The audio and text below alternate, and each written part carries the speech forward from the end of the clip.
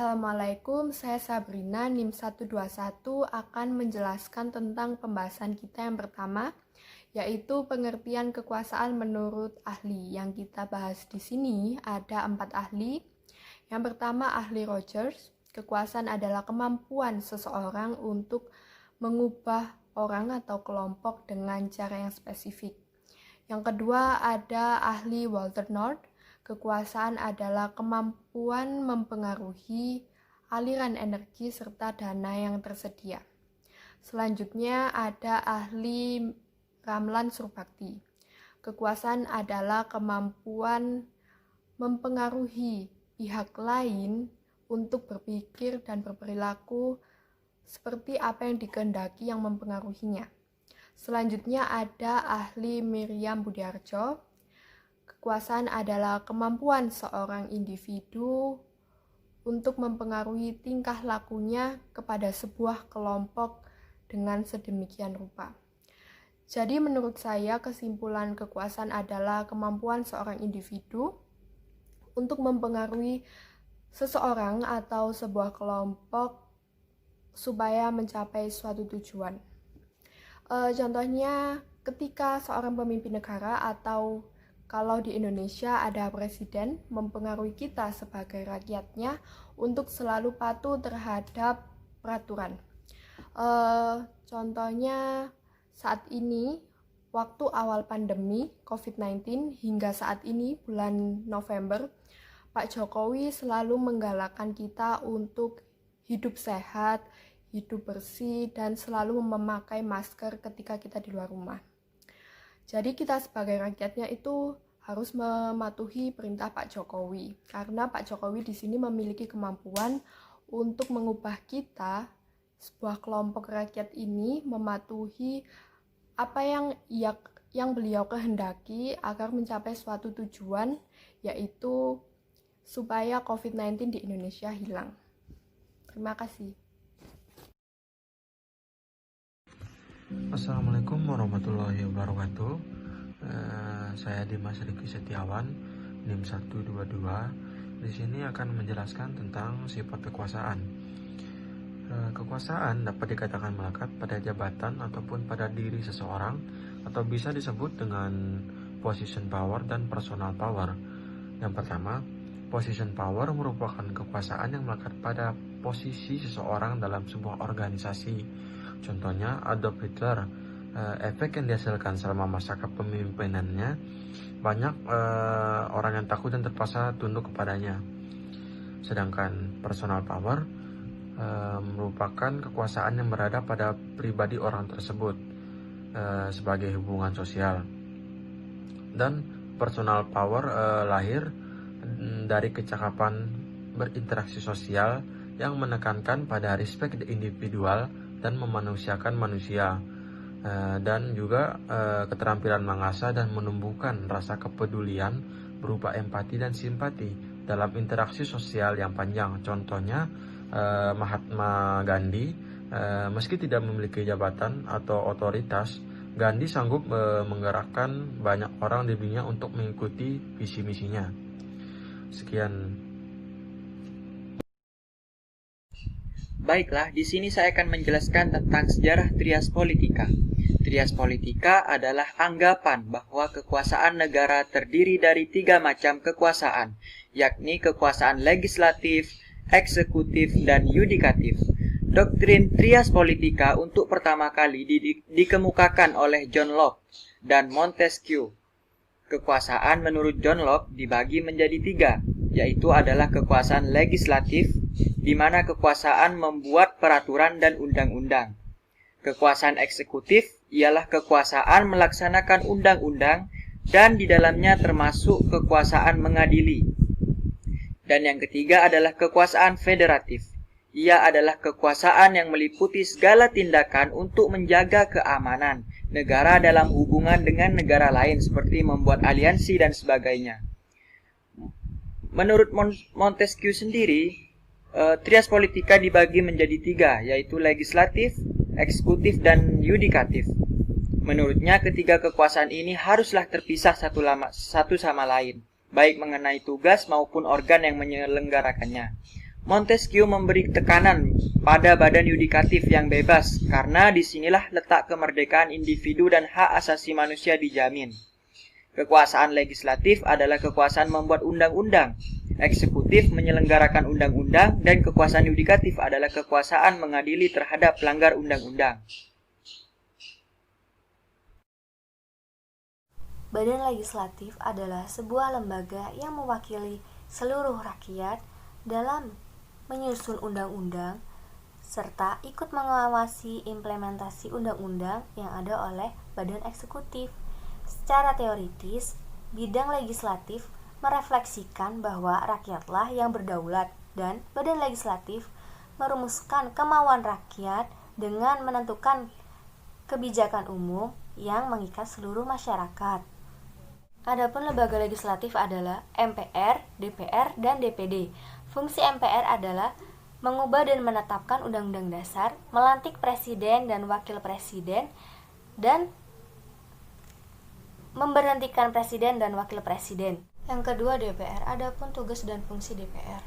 Pertama, meminta keterangan kepada pemerintah terkait kebijakan pemerintah yang penting dan akan mempunyai dampak yang sangat besar bagi seluruh masyarakat Indonesia. Kedua, melakukan penyelidikan akan suatu kebijakan pemerintah yang dicurigai bertentangan dengan Undang-Undang Dasar dan memberikan pendapat mengenai kebijakan dalam negeri yang menimbulkan kejadian luar biasa dan ikut menyumbang solusi untuk menyelesaikan masalah tersebut. Yang ketiga adalah DPD. Adapun tugas DPD adalah ikut serta merancang undang-undang yang mempunyai kaitan dengan otonomi daerah dan hubungan daerah dengan pusat. Yang kedua, melakukan pengawasan terhadap pelaksanaan undang-undang yang berkaitan dengan otonomi daerah. Dan setiap anggota lembaga legislatif dipilih melalui pemilihan umum dan langsung dipilih oleh rakyat. Di sini saya akan menjelaskan tentang badan eksekutif. Kekuasaan eksekutif biasanya dipegang oleh badan eksekutif. Di negara-negara demokratis, badan eksekutif biasanya terdiri dari kepala negara, seperti raja atau presiden, beserta menteri-menterinya. Badan eksekutif dalam arti luas mencakup para PNS dan militer. Pengertian lembaga eksekutif adalah lembaga atau badan yang memiliki tugas untuk menjalankan kebijakan, undang-undang, dan peraturan yang dibuat oleh badan atau lembaga legislatif. Adapun orang-orang yang bertugas di dalam lembaga eksekutif adalah presiden, wakil presiden, dan menteri-menterinya.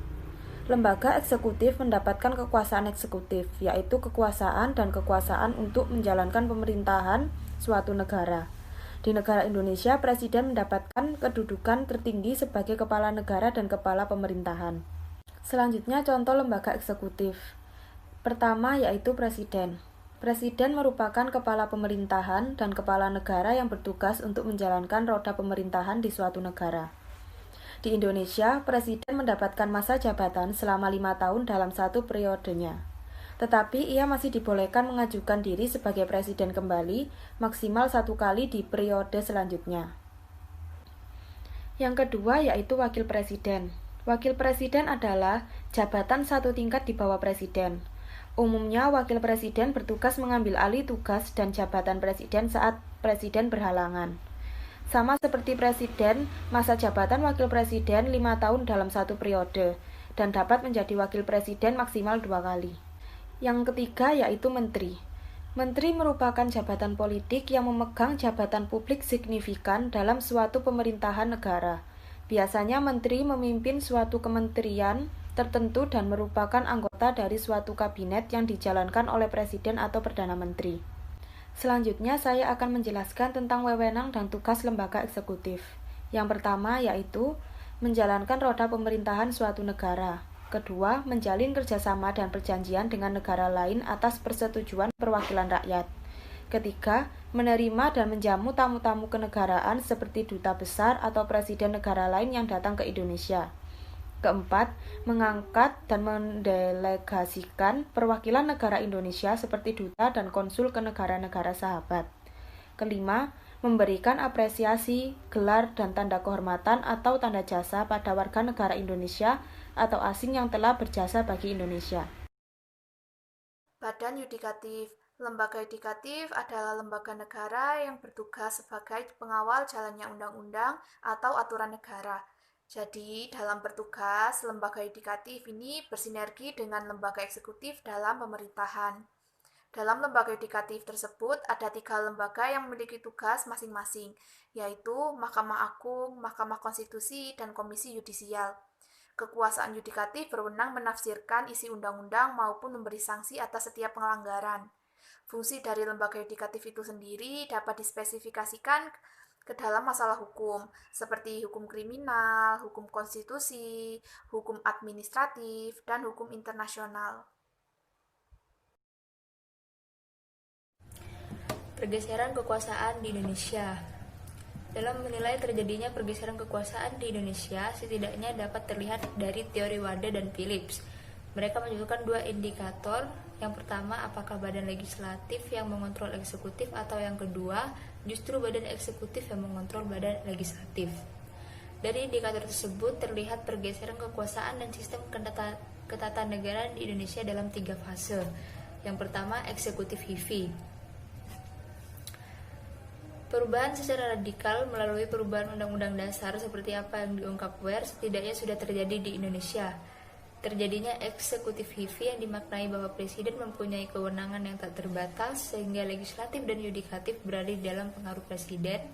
Itu terlihat pada struktur Undang-Undang Dasar 1945 sebelum amandemen yang menyebutkan bahwa presiden tidak hanya memegang kekuasaan pemerintahan, tetapi juga menjalankan kekuasaan membentuk undang-undang, di samping hak-hak konstitusional khusus presiden sebagai kepala negara.